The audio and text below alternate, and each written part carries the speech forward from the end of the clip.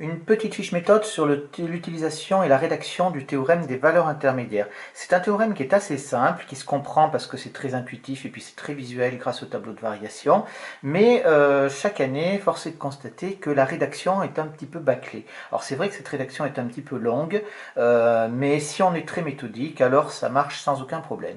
Alors les questions que l'on peut poser et qui correspondent à l'utilisation du théorème des valeurs intermédiaires, c'est quand vous avez ce genre de choses-là, vous voulez résoudre une équation du style f de x égale k, mais on ne vous dit pas résoudre l'équation. On vous dit montrer que l'équation possède des solutions, ou montrer qu'elle possède une solution, ou deux solutions, etc. Ça, c'est vraiment ça traduit le fait que, en fait, on ne sait pas le résoudre, et donc on va essayer de trouver une solution et de l'encadrer par la suite.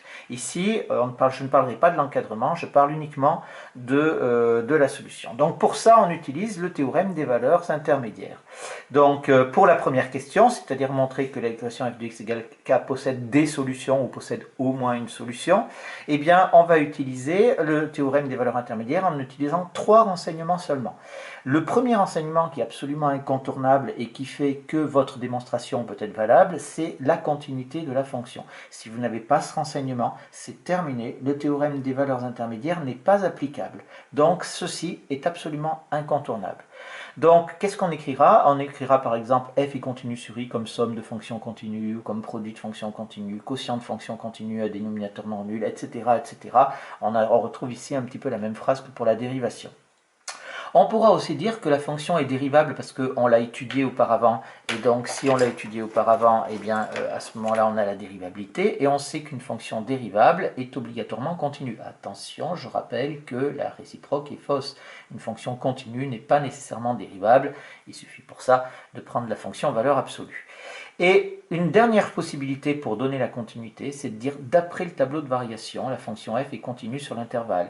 En effet, quand vous faites un tableau de variation et quand vous faites une flèche dans le tableau de variation, c'est une flèche sans trou. Et donc, ça induit automatiquement la continuité. Elle est supposée donnée dans le tableau de variation.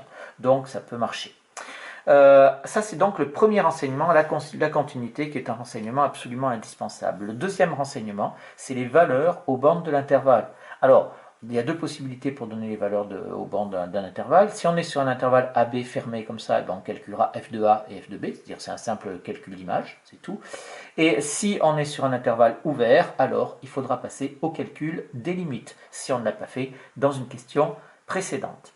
Et le troisième renseignement absolument indispensable, c'est l'encadrement de k, puisqu'on résout l'équation f de x, égale k. Eh bien, c'est l'encadrement de cette valeur de k ici par les bornes que l'on a calculées à l'étape précédente. D'accord? Donc, ça sera mentionné en couleur dans la rédaction que je vous montrerai dans l'exemple d'en dessous. Pour la deuxième question, c'était pas possède des solutions, mais possède une unique solution.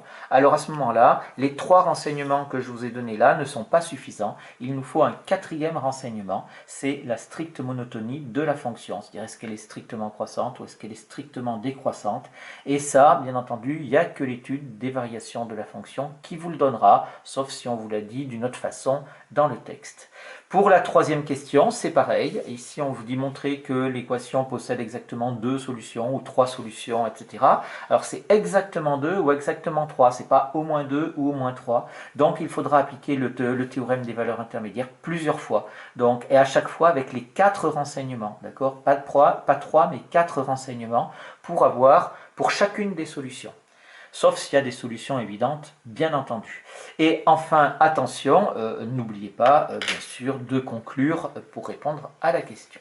Alors, un exemple type ici, un exercice type pour cette chose-là. On prend une fonction f qui est définie sur R par f de x égale x au cube plus x plus 1.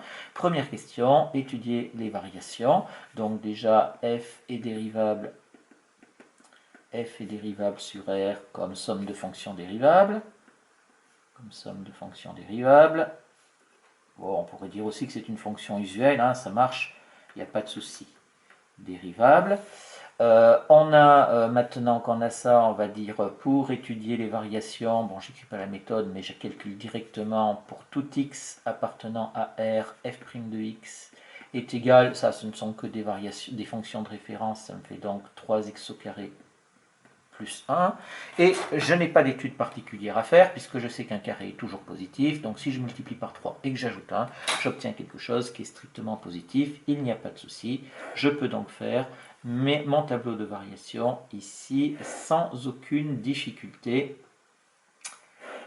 Là, ici, j'ai les valeurs de x, j'ai le signe de f' de x et j'ai les variations de f. Ici, je vais de moins l'infini jusqu'à plus l'infini. Hop, je rappelle, hein, il faut écrire la méthode, mais comme je ne suis pas sur la fiche méthode de la dérivation, ici, pour étudier les variations, on étudie le signe de la dérivée.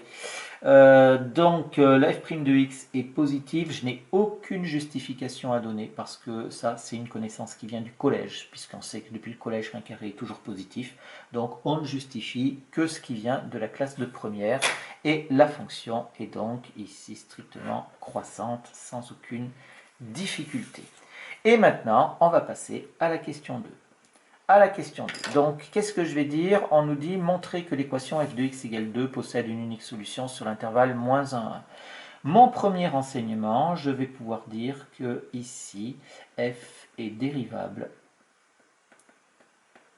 donc continue, sur l'intervalle moins 1, 1. Alors, je prends ça, pourquoi? Parce que j'ai étudié les variations, j'ai montré qu'elle était dérivable, etc. Donc, je peux l'utiliser. Elle est dérivable, donc continue sur l'intervalle moins 1, 1. J'ai mon premier renseignement. Mon deuxième renseignement, c'est de calculer aux bornes de l'intervalle. Donc, il faut que je calcule f de moins 1.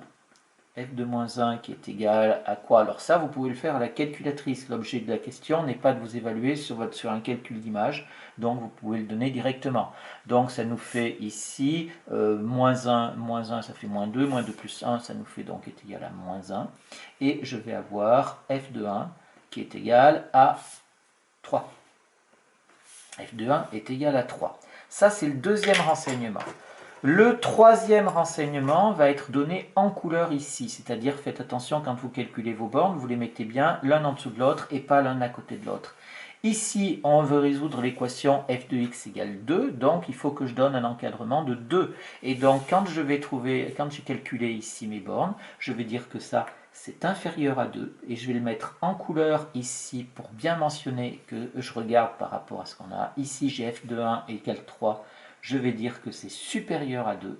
Et donc, j'ai bien montré que mon 2, il est encadré des deux côtés. Et donc, maintenant, j'ai mes trois renseignements, puisque ça, c'est le troisième renseignement. D'accord? Troisième renseignement. Ça, vous ne l'écrivez pas. Hein? Troisième renseignement. Et maintenant, je peux conclure. Donc, conclusion. Conclusion.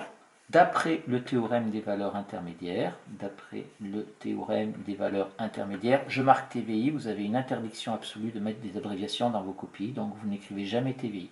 D'après le théorème des valeurs intermédiaires, l'équation f de x égale 2 possède au moins une solution dans l'intervalle moins 1, 1. Alors, je peux prendre moins 1, 1 comme ça, ouvert. Pourquoi? Parce que j'ai calculé f de moins 1 et f de 1, ça ne fait pas 2, donc on est sûr que moins 1 et 1 ne sont pas des solutions. Donc, c'est dans l'intervalle moins 1, 1. Si vous laissez fermer, c'est pas très grave. Ça dépendra de comment est posée la question, en fait, si on vous a posé avec l'intervalle ouvert ou fermé. Donc, d'après le TVI, l'équation f de x égale 2 possède au moins une solution dans l'intervalle moins 1, 1. Attention, je n'ai pas répondu à la question. Ça, j'ai fait ça, donc, on fait toujours comme ça, on fait les trois premiers renseignements, on donne la conclusion avec au moins une, ça c'est quelque chose de très important, hein, au moins un ici. Et en fait, pour avoir exactement une ou la solution unique, on va rajouter le quatrième renseignement. Je vais dire 2 plus la fonction f est strictement croissante,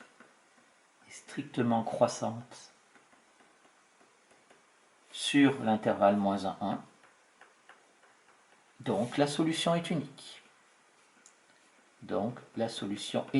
Voilà comment on peut rédiger ce théorème des valeurs intermédiaires. Bien sûr, il existe d'autres rédactions. Celle-là, c'est celle que j'ai l'habitude d'utiliser. Mais voilà, il faut, dans toutes les rédactions, quelles qu'elles soient, de toute façon, il nous faut, pour conclure à l'unicité de la solution, il nous faut les 4 renseignements, c'est-à-dire la continuité qui est absolument indispensable. Si on n'a pas la continuité, alors ça ne marche pas. Les deux bornes, les valeurs aux bornes, alors ici je suis calculé des images, mais ça peut être des calculs de limite. Et ensuite, le dernier, c'est le fait qu'elle est strictement monotone, c'est-à-dire soit strictement croissante, soit strictement décroissante.